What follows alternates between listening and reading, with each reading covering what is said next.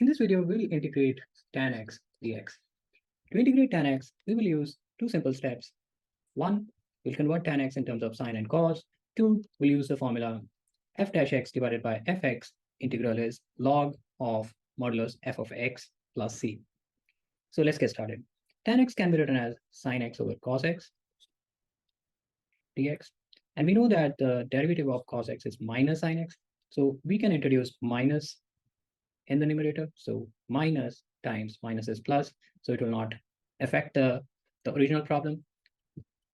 So here we got minus integral of cos x derivative divided by cos x dx. And by using this formula, we can write minus log base e modulus cos x plus c.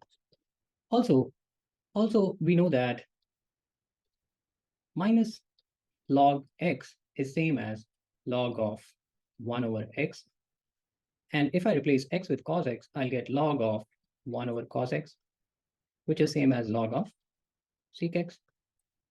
And by using this here, we can write this expression as log base e of secx modulus plus c.